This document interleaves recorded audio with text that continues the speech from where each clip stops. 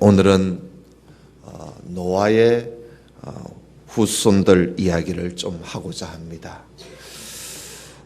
노아의 후손들, 이 노아의 후손들이 천지를 개벽할 정도로 대홍수 사건을 경험하고 또 대홍수 사건을 교훈을 받아서 이들이 하나님을 두려워하고 그리고 하나님 앞에 감사도 하고 그리고 하나님을 잘 믿고 그렇게 신앙생활을 잘 할 줄 알았는데 성경은 그런 대홍수 사건을 겪은 노아의 후손들이 또 얼만큼 지나고 나니까 이들이 또 신앙생활을 제대로 잘 못했다 하는 그런 이야기를 성경에서 하고 있습니다. 그래서 우리가 오늘 어떻게 이들이 그렇게 되었느냐 하는 걸 좀 그들의 족보를 통해서 좀 함께 살펴보고자 합니다. 노아의 후손들 이야기는 9장, 10장, 11장 이 석장이 노아의 후손들의 이야기가 소개되어 있습니다. 우리가 지난 주일날 9장을 좀 보긴 했습니다만은 한 군데 우리가 좀 짚고 넘어가야 할 부분이 있어서 그 말씀을 좀 보고 우리가 10장으로 넘어가도록 하겠습니다. 여러분 9장 6절을 좀 펴주시기를 바랍니다. 9장 6절입니다. 같이 한번 읽어보십시다. 시작. 다른 사람의 피를 흘리면 그 사람의 피도 흘릴 것이니 이는 하나님이 자기 형상대로 사람을 지었었음이니라. 아멘. 여러분 하나님은 노아를 보고 그리고 노아의 후손들에게 생육하고 번성하라 그렇게 말씀을 하셨지요. 그러면서 하나님이 오늘 여기 6절에 다른 사람의 피를 흘리지 마라 그런 말씀을 하셨어요. 여러분 다른 사람의 피를 흘리지 마라는 것은 다른 사람을 해치지 마라 이 말이지요. 죽이지 말고 해치지 마라.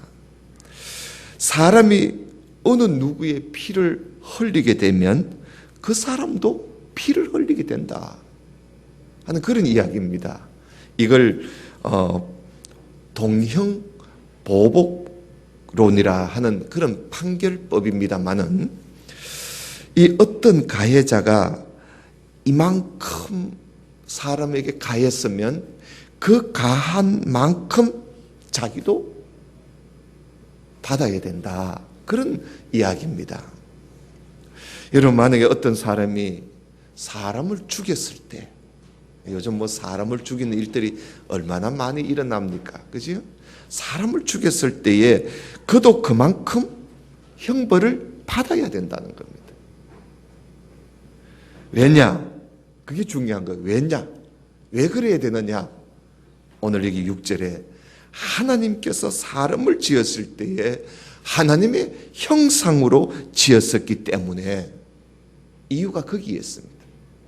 하나님의 형상으로 사람을 지었었기 때문에 사람을 해치게 되면 사람을 해친 그것만 죄가 되는 게 아니라 하나님의 형상을 훼손한 것까지 죄가 된다는 겁니다. 이게 무서운 거예요. 다시 말하면 여러분 세상의 법은 사람이 사람에게 해를 끼치면 그 해 끼친 그 사람에게만 죄가 되지만 성경은 그것이 아니라는 겁니다. 그 사람에게만 죄가 되는 것이 아니라 하나님의 형상을 모독한 일이 되기 때문에 사람이 사람을 죽이거나 사람을 해치거나 하면은 세상 사람들이 말하는 것 그것보다 훨씬 더 무거운 죄를 짓게 된다 하는 것이 성경에서 말하는 판결법입니다. 우리는 이걸 잘 알아야 됩니다. 왜냐하면 우리는 세상 법보다도 성경 법을 따라 사는 우리 성도들이기 때문에 그렇습니다. 우리는 세상 법에 저촉되지 않는다고 우리가 다행이다 생각하면 안 됩니다. 우리는 성경보다 세상 법보다 성경의 법이 더 우선입니다. 이것을 우리가 참 잘 새겨놔야 할 것입니다.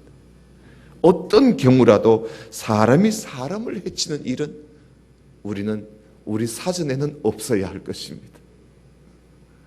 6절의 말씀은 단지 사람을 죽이지 마라 하는 말씀이 아닙니다. 이 말씀은 하나님의 형상을 훼손하지 말라, 그런 말씀이지요. 그래서 여러분, 살인뿐만이 아니에요. 살인뿐만이 아니고 우리가 남을 미워하거나 남의 인격을 짓밟거나, 이거 다 하나님의 형상을 훼손시키는 거예요. 여러분, 왜냐하면 나만 하나님의 형상으로 지음받은 것이 아니라 내 옆에, 내 앞에, 내 뒤에 있는 사람도 다 하나님의 형상으로 지음받은 사람이기 때문에 우리는 어느 누구도 미워하고 또 인격을 짓밟고 인격을 무시하고 그래서는 안 되는 거예요. 특히 해치고 죽이는 일은 더구나 안 되는 거지요. 이런 말씀이 있다는 걸 우리가 오늘 좀 확인을 하고, 하나님께서 이 말씀을 하시고 그리고는 하나님이 언약을 세우신 그 무지개 언약이죠. 그게 이제 우리가 지난 주일날 보았습니다. 그 이후에 이 사람들이 바벨탑을 쌓게 됩니다. 이것은 곧 하나님의 이 언약을 이들이 잘 믿지 못했기 때문에 바벨탑을 쌓게 된 겁니다. 오늘 그 이야기를 좀 우리가 좀 해보고자 합니다. 여러분, 10장을 좀 봐주시기 바랍니다. 10장 1절을 보십시다. 10장은 노아의 후손들 족보가 기록되어 있습니다. 왜 이게 중요하냐? 여러분, 우리 조상입니다. 그죠? 우리의 조상 노아의 족보니까 이게 또한 우리의 족보이기도 합니다. 왜냐하면 우리 모두가 노아의 후손들이기 때문에. 더 거슬러 올라가면 우리 모두가 아담의 후손 아닙니까? 그러니 우리는 이 노아 후손들의 족보, 이건 내 조상의 족보라는 사실을 알고 볼 필요가 있습니다. 1절 보십시다. 노아의 아들 셈과 함과 야벳의 족보는 이러하니라 하면서 이 노아의 족보를 우리가 오늘 보면요, 제일 먼저 셈, 함, 야벳인데, 순서는 그렇지 않습니까? 셈, 함, 야벳인데 족보는 보면 야벳의 후손 이야기를 먼저 합니다. 거꾸로 해요. 야벳의 후손 이야기를 하고 그 다음에 함의 후손 이야기를 하고 셈의 후손은 제일 나중에 해요. 이건 왜 그러냐? 히브리인들, 유대인들의 사고방식이 그렇습니다. 그 사람들은 언제나 중요한 것을 다룰 때는요, 그걸 제일 나중에 다룹니다. 제일 나중에 두고 그걸 천천히 그리고 세밀하게 다루어 갑니다. 덜 중요한 걸 먼저 다룹니다. 그게 히브리인들의 사고방식입니다. 그래서 오늘 말씀에도 보면은 이 야베스 후손을 먼저 다루고 있는 거예요. 그 노아 후손들로 인해서 온 인류가 이 땅에 다 퍼지게 된 겁니다. 그러니 각 나라 각 민족의 시조가 도대체 누구인지 알려면은 이 노아의 후손들의 족보를 우리가 살펴봐야 그래야 알 수가 있는 겁니다. 먼저 야벳의 후손부터 한번 보십시다. 2절을 보십시다. 야벳의 아들은 고멜과 마곡과 마대와 야완과 두발과 메섹과 디라스요 그랬습니다. 여러분, 이 야벳의 후손들은 주로 유럽 사람들입니다. 저 프랑스 쪽 그 유럽 쪽의 사람들이 바로 야벳의 사람들이에요. 이 고멜이라고 나오지요. 고멜은 바로 갈라디아, 현재 프랑스를 말합니다. 프랑스. 그리고 마곡, 이 마곡은 스키티아 지역의 사람들인데 이 사람들이 우크라이나로 올라갔다가 나중에는 러시아에 들어가서 살게 됩니다. 그래서 오늘날 러시아 사람들이 바로 마곡 사람들입니다. 마곡이 러시아 사람들이에요.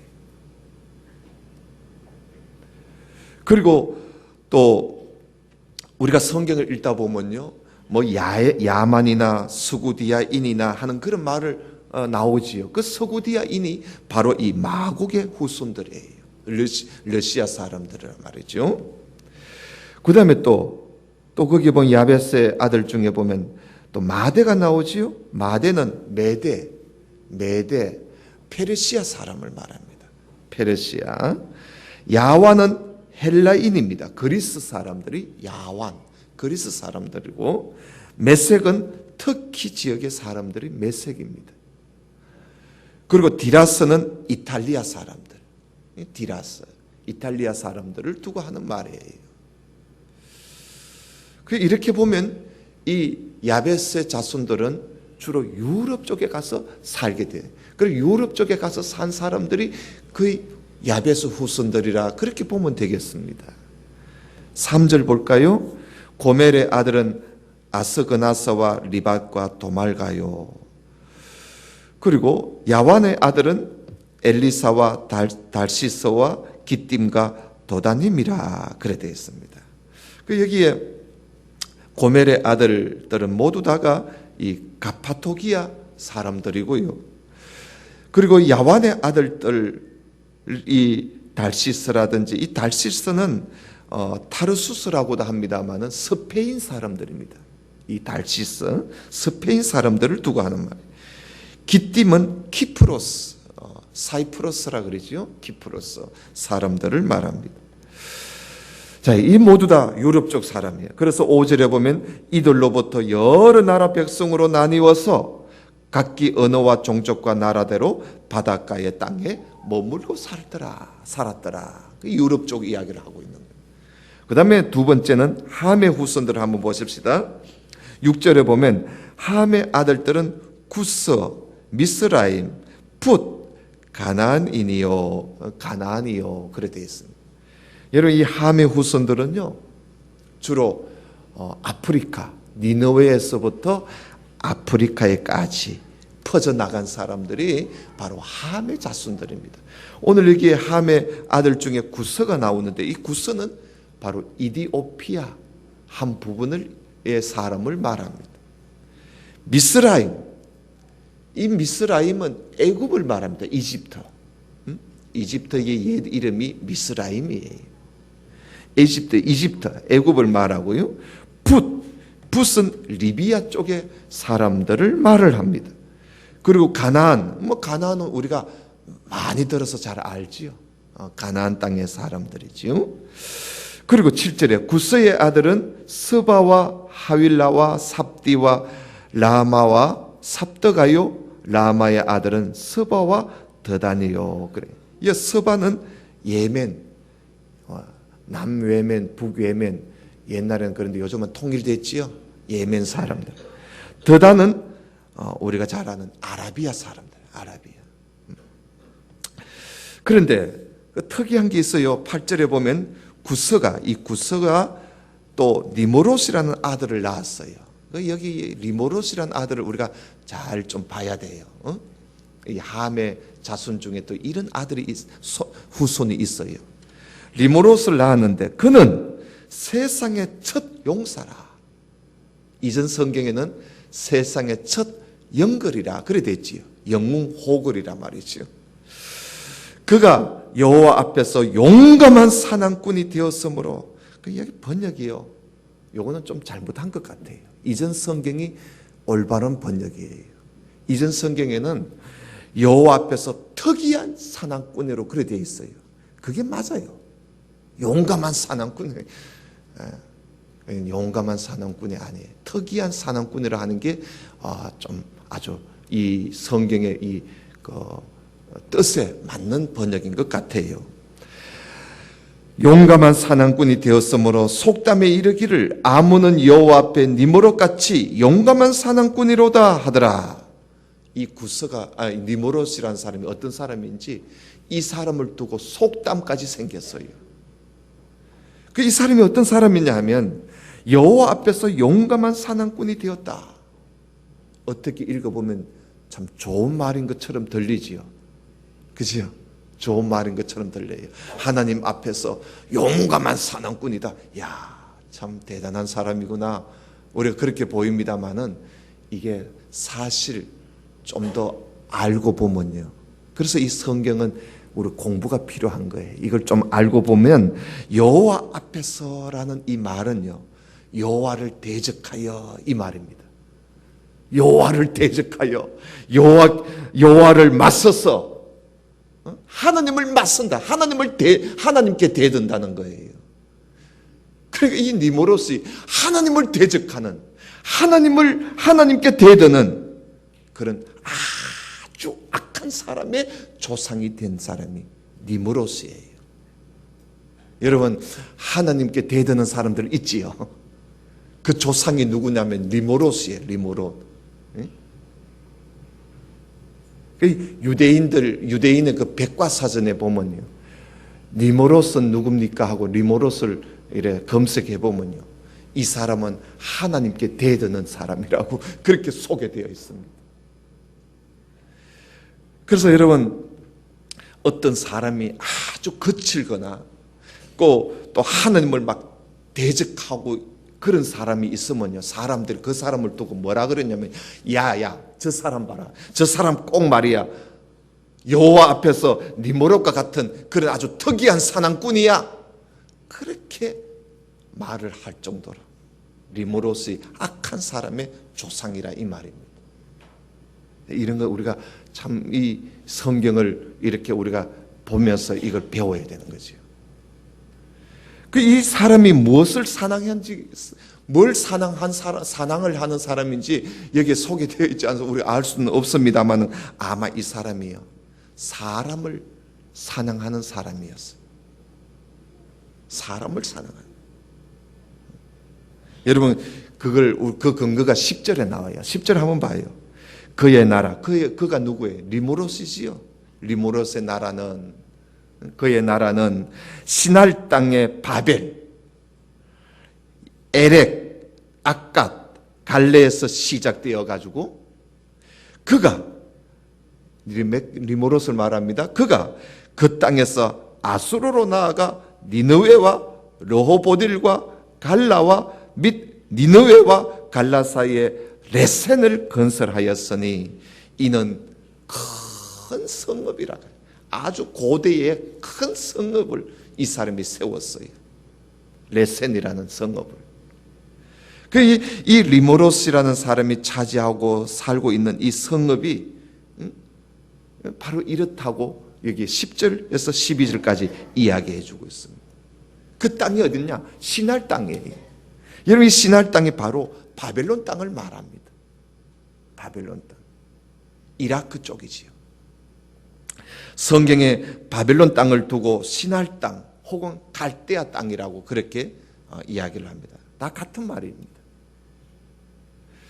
이 바벨론이 리모롯이라는 사람으로부터 이 바벨론이 시작됐다고 그렇게 창세기에서 어떻게 바벨론이 시작되었는지를 여기에서 말씀해 주고 있습니다. 근데 이 사람이 갈레, 레센이라는 큰 성읍을 지었는데 이 사람이 건축을 엄청나게 많이 해요. 자기가 자기 나라를 만들었으니까 얼마나 건축광이야 이 사람. 그래서 이 사람이 집을 짓기 위해서 사람들을 자꾸 잡아다가 데리고 와서 집을 짓게 만드는 거야. 건축을 하려면 사람 손이 필요하거든. 그러니까 자꾸 가서 사람을 잡아오는 거예요. 말 안 들으면 때려 죽여버리고. 그러니까 이 사람이 특이한 사냥꾼이에요. 알겠어요? 자기의 어떤 일을 성취하기 위해서 사람을 잡아오는 사람, 이게 특이한 사냥꾼이에요. 이 사람이 바로 니무롯이라는 사람, 아주 악한 사람. 근데 이 사람보다 더 악한 사람이 있어요. 누군지 아십니까?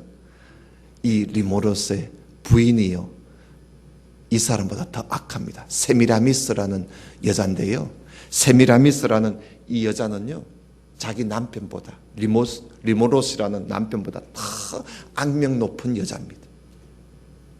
이 세미라미스를 이 사람을 통해서 나중에 어디까지 가느냐 하면 마리아 숭상까지 갑니다. 마리아 숭상까지. 여왕, 여신, 이 세미라미스를 통해서 여신이 생기는 거예요. 그런 이야기는 나중에 한번 우리가 다룰 수 있는 시간이 있을 줄 압니다. 그 다음에 13절 한번 보십시다. 미스라임은 루딤과 아나밈과 라합임과 납도임과 바드루심과 가슬루힘과 갑도람을 낳았더라 하고는 갈로를 쳐놨지요. 이 갈로를 쳐놓은 것은요, 나중 후대에 설명을 해주기 위해서 원본에는 없는데 나중에 이렇게 덧붙여 놓은 겁니다.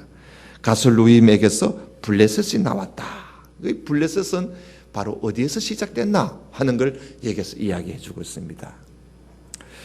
그리고 15절, 가나안은 장자 시돈과 헷을 낳고 또 여보스 족속과 아모리 족속과 기르가스 족속과 히위 족속과 알가 족속과 신 족속과 아르와 족속과 서말 족속과 하마 족속을 낳았더니 이후로 가나안 자손의 족속이 흩어져 나아갔더라. 이 가나안 족속, 우리가 보통 가나안 족속이라면 가나안 7족속이라 그렇게 이야기를 많이 합니다. 그런데 오늘 여기에 창세기에 보니까 가나안은 아들이 7만 있은 게 아니고요, 11명이나 있어요. 그렇죠? 여기에 보면 11명이나 나오지 않습니까? 이런 걸 우리가 잘 알아야 성경을 제대로 해석을 할 수가 있는 거예요. 여기에 가나안의 아들 중에 장자가 시돈이에요. 여러분 신약 성경에 보면 시돈과 두로와 시돈이라고 나오잖아, 그죠? 두로와 시돈. 그 시돈이 바로 이 가나안 장자 아들의 그 후손들이에요. 그리고 헷은 히타이트를 말하는 것이요. 자, 이렇게 해서 가나안의 경계 19절, 가나안의 경계는 시돈에서부터 거라를 지나 가사까지와 소돔과 고모라와 아드마와 서보임을 지나 라사까지였더라. 이들은 함의 자손이라 각기 족속과 언어와 지방과 나라대로였더라 하고 함의 자손 이야기를 다 하고 있습니다. 그 다음에 셈 후손 이야기입니다. 이 셈 후손 이야기를 제일 마지막에 하지요.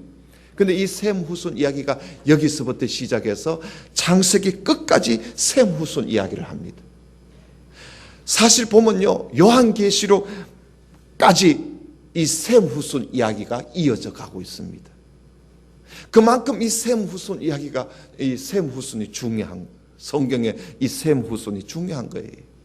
여기서부터 시작해서 요한계시록까지 셈 후손 이야기예요. 성경의 이야기가 셈 후손들의 이야기입니다. 그게 그만큼 중요하기 때문에 그래서 이 노아의 후손 이야기를 할 때 셈 후손 이야기를 제일 마지막에 하고 있는 거예요.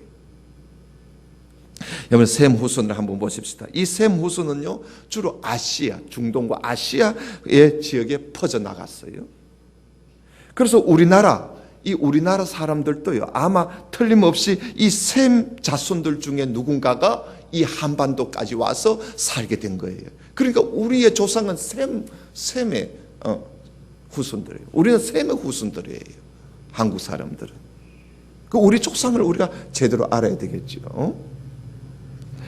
자, 그래서 21절 보세요. 21절에 보면 셈은 에벨 온 자손의 조상이요. 여러분 거기에 줄을 좀 끊어요. 셈은 에벨 온 자손의 조상이라 하면서 셈을요, 에벨이라는 이 사람, 우리는 이 에벨이 누군지 잘 모르지요.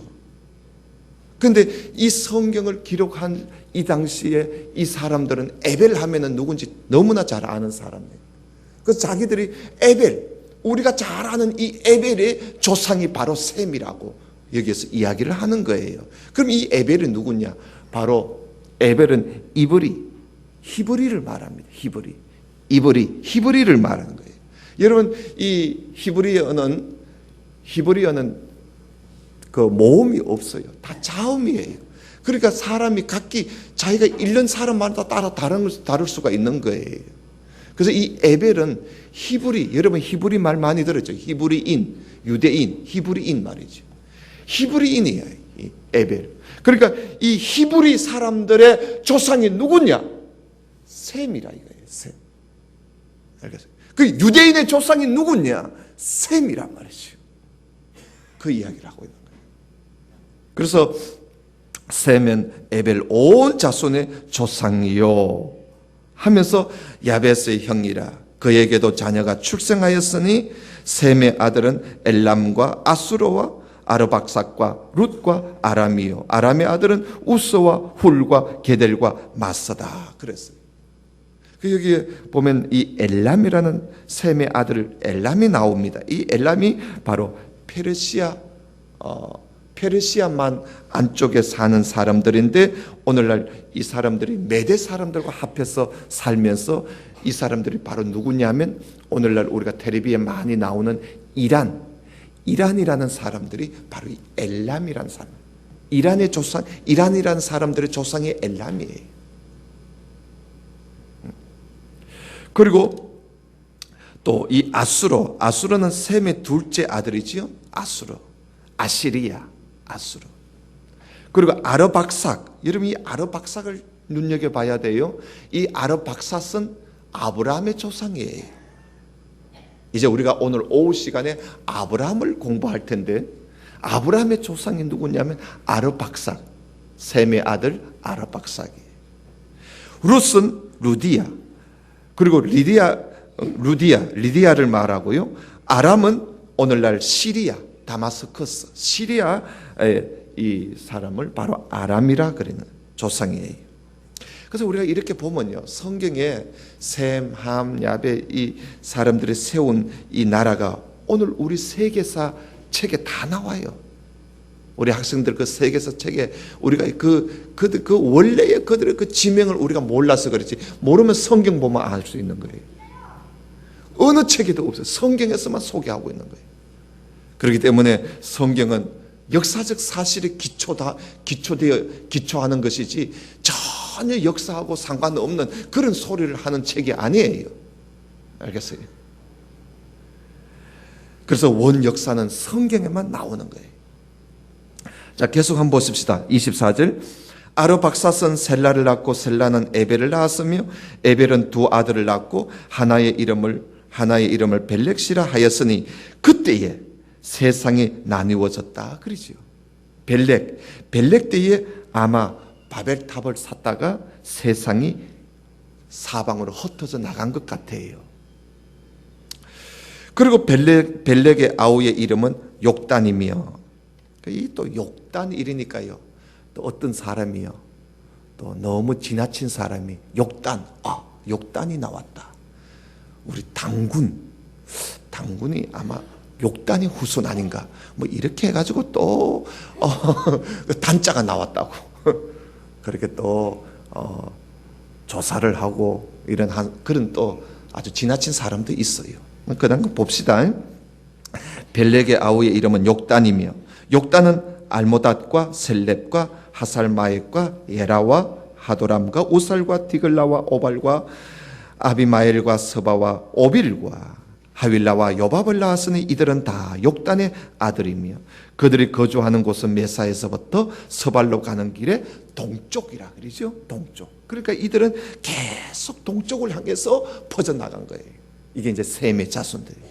이게 동쪽이 바로 그들의 그 예루살렘에서 이 동쪽이 바로 이 어디예요? 우리 아시아 쪽이란 말이죠. 응? 자, 31절.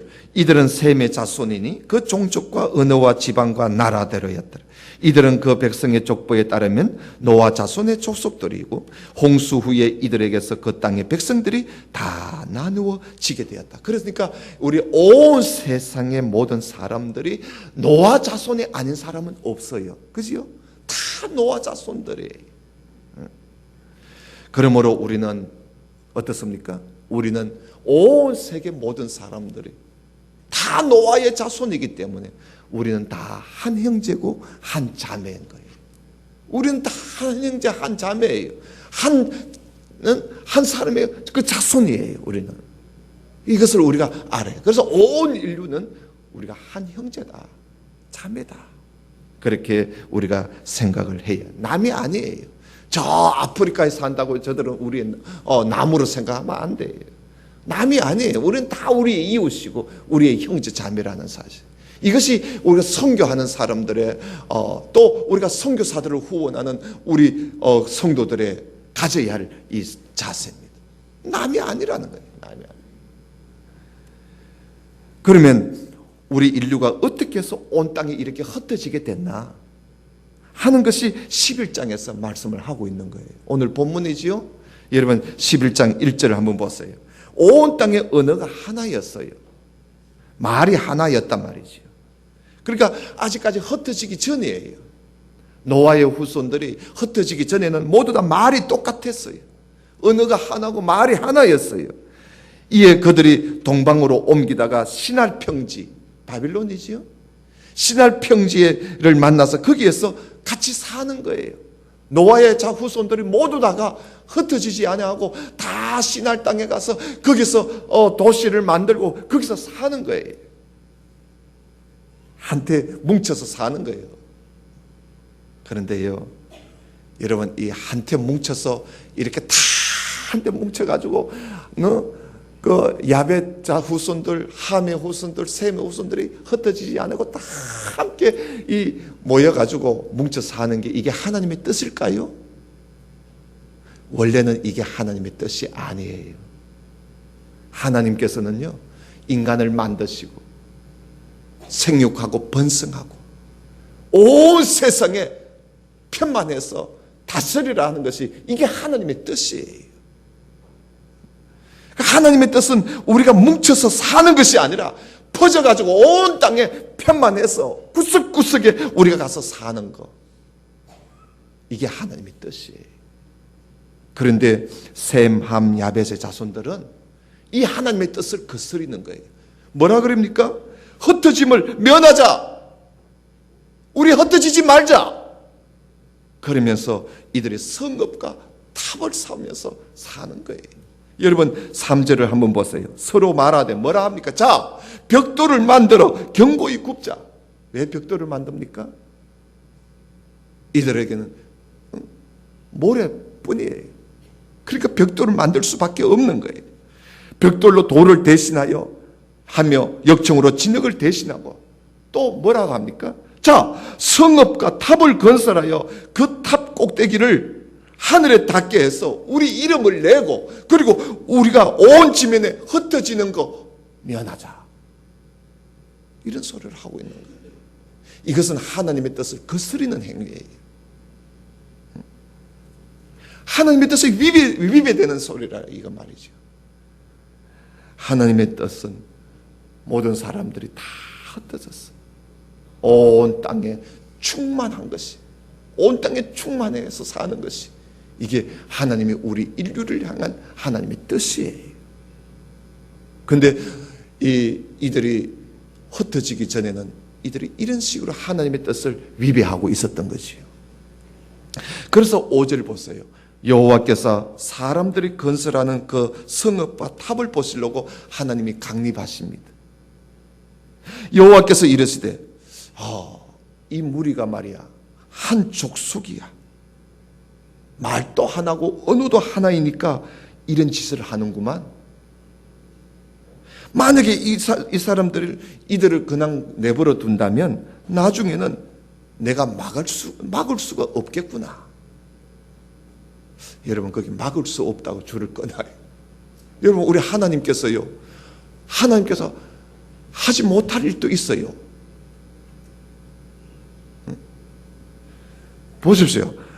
아무리 전능하신 하나님이라도요, 우리 인간들이 인격을 가지고 있는 이상, 의지의 자유와 선택의 자유를 가지고 있는 우리 인간이 힘을 모아서 그 힘을 서로 단합해가지고 하나님이 기뻐하지 않은 일을 계획하고 그 일을 행하면 하나님도 손을 못 써요. 하나님께서 못하실 일이 뭐가 있겠어요? 막 이래 헛떡부리면 되지. 근데 하나님이 막을 수가 없겠구나. 이렇게 놔뒀다가는 내가 나중에 내가 막을 수가 없겠구나. 하나님이 걱정하시는 거예요. 이만큼 하나님은 우리 인간을요 인격적으로 대하세요. 야 이리 와. 너 이게 뭐야? 흩어! 하고 하나님이 막 찢어서 흩어버리고, 하나님 그렇게 하지 않아요. 인격으로 지었었기 때문에 하나님이 인간을 인격으로 대하시는 거예요. 그러다 보니까 하나님이 인간이 똘똘 뭉쳐가지고 안 흩어지려고 똘똘 뭉쳐있으면 하나님도 어떻게 할 수가 없는 거예요. 하나님이 어떻게 하겠어요? 여러분, 대홍수 같은, 노아의 대홍수 같은 일이 일어나 놓으니까 이 사람들이요 앞으로 하나님이 무지개 언약까지 줬는데도 그거 안 믿어. 또 대홍수 같은 일이 일어나지 않겠나. 그때 우리가 흩어지면 안 돼. 우리 똘똘 뭉쳐야 돼. 이런 생각을 한 것 같아요. 그래서 바벨탑을 쌓고 있는데, 이들이 하나님은 다 흩어져라 하는데 안 가려고 하는 거예요. 안 가려고 하면 하나님도 어떻게 방법이 없는 거예요. 안 하려고 하는데 어떻게 하겠어요? 여러분, 우리가 신앙생활도 그래요. 내가 하나님 앞에 안 하겠다고 하면 하나님도 어떻게 방법이 없어요. 내가 하나님 말씀 안 듣겠다고 하면 하나님도 어떻게 방법이 없어요. 야 이리 와. 왜 안 들어? 들어! 하고 하나님이 그렇게 하시는 분이 아니에요. 우리가 자원해서 하도록 하나님은 늘 기다리시는 분이에요. 그래서 하나님께서 이걸 아시고 이래 놔뒀다고는 내가 나중에 손을 못 쓰겠구나 생각하시고 하나님께서 미리 하나님이 방법을 내십니다. 그게 바로 뭐냐 하면 이들의 언어를 혼잡시켜 버리는 거예요. 언어를 혼잡시켜 버리는 거예요.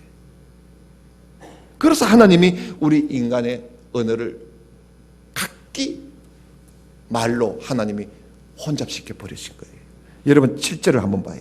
자, 여기 우리는 성부, 성자, 성령, 엘로힘, 하나님을 두고 하는 말이죠. 자, 우리가 내려가서 거기서 그들의 언어를 혼잡하게 하여 그들이 서로 알아듣지 못하게 하자. 하나님이 하시자는 거예요. 여호와께서 거기서 그들을 온 지면에 흩어섰으므로 그들이 그 도시를 건설하기를 거쳤더라. 그래서 지금 이 지구상에 온 인류가 흩어지게 된 거예요. 지금은요, 이 지구상의 언어가 한 6,000가지 내지 7,000가지가 된대요. 참 많지요. 그러나 그전에는 더 많았어요. 어쩌면 10,000가지 더 이상도 되지 않았겠나 싶어요. 그런데 자꾸 세월이 가면서 언어가 자꾸 없어져 가고 있어요. 언어가 자꾸 없어져요. 우리나라도 그렇잖아요. 제주도의 말이 자꾸 없어지잖아요. 왜냐하면 이 육지의 사람들이 자꾸 제주도 가서 살다 보니까 이제 제주도 말이 자꾸 없어지는 거예요. 그래서 이렇게 계속 가다가는 아마 마지막 때가 되면요, 온 세상의 언어가 하나가 될 날이 오지 않겠나 싶어요. 왜냐하면 언어를 통폐합도 많이 하거든요. 지금 저 어느 나라에는 우리나라 말을 저들 나라 말하고 통폐합해가지고 우리나라 말을 사용하는 사람도 많이 있어요. 거기가 어디입니까? 그러니 이렇게 언어가 통폐합되고 사라지고 이러다 보면요, 세상 마지막 때 가면 언어가 하나로 뭉쳐지지 않겠나 싶어요. 마지막에 언어가 하나가 된다면 아마 영어가 아니겠나 싶어요. 그지요? 영어. 요즘 우리 자라나는 아이들 봐요. 응? 한국말도 잘 못하는 애한테 벌써 영어를 가르치는 거예요. 응? 엄마, 맘마, 아빠 하는 애한테 벌써 영어를 가르친단 말이죠. 영어를 마지막에 영어를 쓰는 세상이 안 되겠나. 그렇게 되면 영어를 마음껏 쓰는 미국과 영국이 세상을 쭉 물러거리는 거예요. 자기 마음대로 쭉 물러거릴 수가 있는 거예요. 종말 때는 아마 그럴 것 같아요. 하나님의 뜻을 또 거스리는 거예요. 그래서 여러분 9절 보세요. 그러므로 그 이름을 바벨이라 하니 이는 여호와께서 거기서 온 땅의 언어를 혼잡하게 하셨음이니라. 여호와께서 거기서 그들을 온 지변에 흩었더라 그랬어요. 그래서 하나님께서 그들이 계획하고 도모하는 것이 이것이 너무나 악한 것인 것을 하나님이 아시고 언어를 혼잡하게 해서 서로 알아듣지 못하게 해서 하나님이 다 흩어버리신 거예요. 우리는 오늘 이 말씀을 보면서 여러분 노아의 후손들이 하나님의 뜻을 거역하고 흩어짐을 면하자 하고는 바벨탑을 샀다가 언어가 혼잡되면서 하나님의 뜻을 따라 온 인류가 온 땅에 퍼져나가게 된 것을 우리가 오늘 보았습니다. 이 말씀을 우리가 다 보고 정리할 때 하나님의 뜻은 무엇이구나 하는 게 여러분 느껴집니까? 하나님께서는 이렇게까지 해가면서 인간이 사람들이 온 땅에 흩어지게 만드시는 하나님이에요. 언어를 혼잡하게 해가지고라도 인간이 사람들이 흩어져 살기를 바라시는 것이 이게 하나님의 뜻이에요. 온 땅에 흩어져서 생육하고 번성하고 온 땅에 편만하며 사는 것이 이게 하나님의 뜻이란 말이죠. 이걸 우리가 잘 알고 이런 하나님의 뜻을 잘 알아서 우리가 이 교회라는 이 틀 안에만 다 갇혀 있지 말고 오늘 말씀을 우리가 잘 알고 하나님의 뜻을 잘 알아서 이 말씀이 온 세상에 전파되도록 온 땅에 하나님의 교회가 세워지도록 우리는 좀 흩어질 필요가 있어요. 맨날 기도가 내 가정만 두고 내 자식들만 우리 교회만 두고 기도할 것이 아니라 좀 우리의 기도가 좀 흩어지자 말이죠. 온 세계에 나의 형제, 나의 자매인 그들을 위해서 기도하고 선교사들을 위해서 기도하고 그들을 향해서 우리가 후원도 하고 물질로 후원하고 기도로 후원하고 전도를 할 때도 가장 여기에서만 맴돌지 말고 교회가 없는 곳에 교회가 없는 마을에 우리가 나가서 복음을 전하고 그것을 하나님의 나라를 건설해 나갈 수 있는 그런 생각을 가지고 사는 것. 하나님은 그걸 바라시는 거예요. 맨날 우리 교회 하면은 교회 안에만 탁 틀어박혀서 우리 교회는 10,000명이니 몇천 명이니 5,000명이니 2,000명이니 그렇게 모여서 뭘 하겠다는 거예요. 우리는 흩어져야 돼요. 하나님은 흩어지기를 바래요. 우리도 어느 정도 배우고 나면 우리가 흩어져 나가서 하나님 말씀을 전하면서 사는 이것이 하나님이 우리에게 바라시는 것이지 맨날 여기에서 맴도는 것 하나님이 원하지 않아요. 그런 것을 우리가 노아의 후손을 통해서 우리가 하나님의 뜻을 다시 한번 배울 수가 있는 것입니다. 우리 모두가 온 세상에 하나님의 말씀이 전파되도록 선교하는 일에 더욱 힘쓰는 우리 성도님 되시기를 주님의 이름으로 축원합니다. 기도드립시다. 하나님 아버지 감사합니다.